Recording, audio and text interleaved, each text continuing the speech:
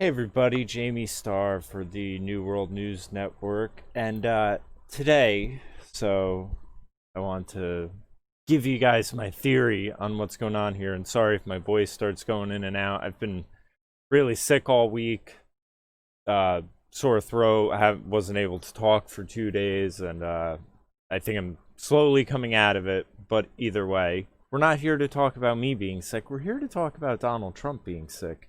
And if he is really sick. Because, when I heard the news last night that him and Melania tested positive for COVID, this clip of Ben Shapiro talking was the first thing that came to mind. So I'm going to show you guys this clip, and then I'm going to throw a question or a theory out there that I don't know if anyone else is gonna even wonder about, who else would associate these things. So we'll see. But here's the clip. I think that's right, too, because Donald Trump, the one thing we know about Trump, more than any other human being, living or dead, is that the man loves the spotlight. Yeah. Right? He cannot evade the spotlight. He's like a moth to it. Yeah. And in a time when people do not like you, the best move you have is to leave the spotlight. That's right. The best thing that happened to him in 2016, I heard Chris Starr, I thought had an excellent analysis of this. He does a good podcast with Dana Perino, and they were talking about 2016. He said the best thing that happened to Trump was the Access Hollywood tape. Why? Not because of the Access Hollywood tape, but because of two factors. One, Democrats thought he'd lost the election and they stayed home. And two, Donald Trump was so put off by the Access Hollywood tape, he went into hiding for 3 weeks. Yeah. And because he went into hiding for 3 weeks, the center of the election went whoosh, and it suddenly focused on Hillary. And when Comey hit her with that letter near the end of the election cycle, the only thing people were talking about in the week leading up to the election was Hillary Clinton. Do you think anyone is coming away from this debate talking about Joe Biden? No. Yeah, no, I human? think that's Okay, so you starting to see it. Ben Shapiro puts out the idea that or basically lays out not the idea, but the facts of the matter, which are after the Access Hollywood tape, people were put off by Trump. Trump retreated from the spotlight for, he says, 3 weeks. Coronavirus, they're saying 2-week quarantine. So Donald Trump getting COVID provides a cover for him to pull back and to let the media just spend the next 2 weeks focused on Joe Biden. Joe Biden will be the only thing out there.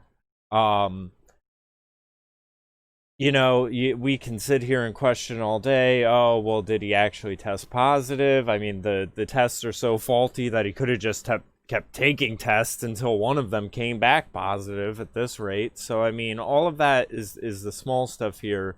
But the idea I'm throwing out there is basically, is this a power play? Is this 3D chess? Is Donald Trump and them looking at this and saying, okay, we gave him a dose. Pence has the next debate coming up. Let's pull me back for 2 weeks and then go really hard the next 2 weeks leading up to the election, and hope that the media just focuses on Joe Biden for this time being. And, it sort of gives Trump a reason to pull back. So, yeah, I'm really wondering if this is a power play, if he really has COVID, or if it's just a maneuvering to get him out of the spotlight and to let them focus on Joe Biden for a bit and all of his faults. And I mean, I'll tell you, the one part of that debate that I don't think enough people, I mean, some people are focusing on it, but not as much as you would like to see, is when Joe Biden was questioned about the packing the courts.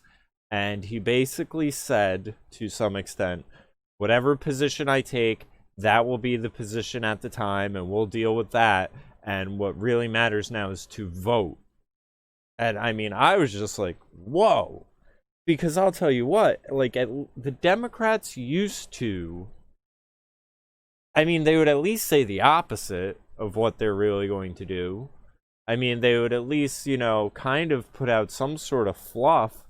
At this point, he's just basically saying, I'll do what I want to do when I want to do it.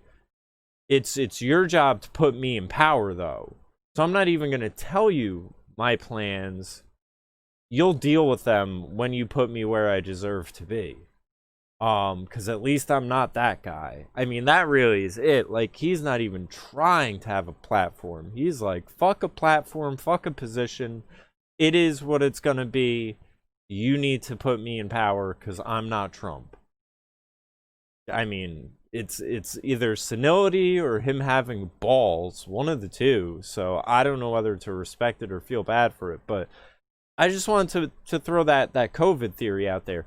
Is this all ploy? Is he just pulling back? Is he not really, what's going on here? So let me know what you think. Comment below. And Paul hit me up today, so I'm going to hit him back and try to set something up for next week. So we'll have Paul's take on the American elections and everything like that. And have a good one, everyone.